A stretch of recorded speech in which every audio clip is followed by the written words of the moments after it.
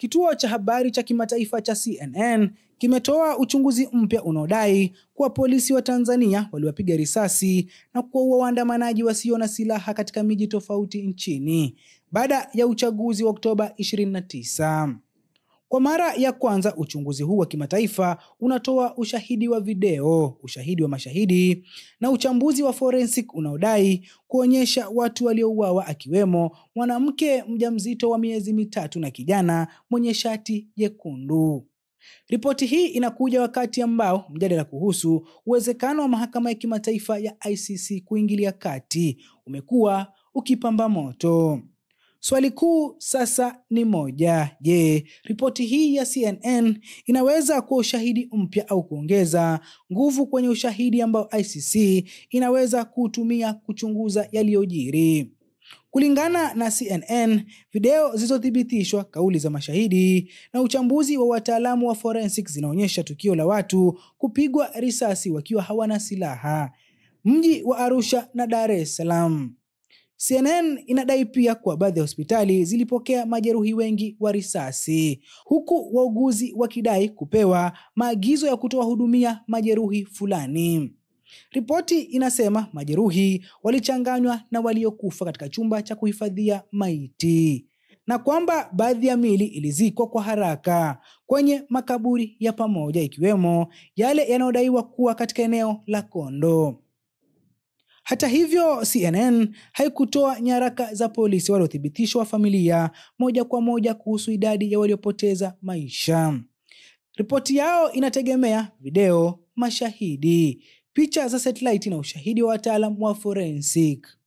Serikali ya Tanzania, kwa mujibu wa CNN, haijajibu chochote kutokana na ripoti hii.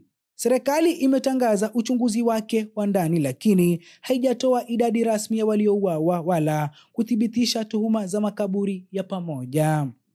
Kwa mujibu wa taratibu za mahakama ya kimataifa ya ICC, chombo kama hiki hakiingilii mara moja bila kuwa na msingi wa ushahidi wa awali. Kinachohitajika ni taarifa za kimataifa zinazoonyesha kuna madai muhimu yanayohitaji kuchunguzwa.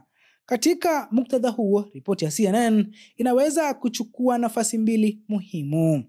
Hatua ya kwanza inaweza kuwa kile kinachoitwa trigger material, yaani taarifa inayofungua mlango wa ICC kuanza kuangalia kama kuna kesi ya jinai dhidi ya raia inayoweza kufunguliwa uchunguzi rasmi. Lakini pia hatua ya pili, ripoti hii ya CNN inaweza kuongeza nguvu kwenye taarifa nyingine zisizo rasmi zilizotolewa na mashirika ya haki za binadamu ambayo yamekuwa yakitoa malalamiko ya muda mrefu. ICC mara nyingi hutumia ripoti za uchunguzi wa vyombo vya habari vinavyotambulika kimataifa kabla haijafanikiwa kupata ushahidi wa moja kwa moja kutoka kwa mashahidi au maafisa wa ndani. Kwa hivyo, ndiyo ripoti hii inaweza kuwa na uzito katika kuanzisha au kuimarisha uamuzi wa ICC kuangalia iwapo kuna msingi wa uchunguzi. Lakini ripoti hii haitoshi peke yake kufungua kesi bila ushahidi wa nyongeza kutoka kwa wahanga, hospitali au nyaraka za mamlaka za ndani. Lakini wengi wanajiuliza, nini athari za ripoti hii ya CNN kwa Tanzania?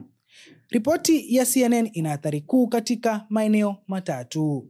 Athari ya kwanza ni athari za kidiplomasia. Tanzania inaweza kukabiliwa na shinikizo kubwa kutoka mataifa ya magharibi, hasa Marekani na Umoja wa Ulaya, ambao kwa kawaida hutumia ripoti za CNN kama chanzo cha uchunguzi wa awali. Hili linaweza kuathiri misaada, mikataba na mahusiano ya kiusalama. Lakini pia athari nyingine inaweza kuwa taswira ya Tanzania kimataifa. Matangazo ya aina hii huongeza ukubwa wa tukio kimataifa kuliko taarifa za ndani. Hii inaweza kuathiri uwekezaji, utalii na mtazamo wa dunia kuhusu haki za binadamu nchini Tanzania. Pia inaweza kusababisha athari za kisheria na kimaadili ndani ya nchi. Ripoti hii inaweza kuchochea tena madai ya uwajibikaji. Je, viongozi waliotoa maagizo wanaweza kuchunguzwa? Na je, raia wanaweza kuwasilisha malalamiko yao moja kwa moja kwa ICC?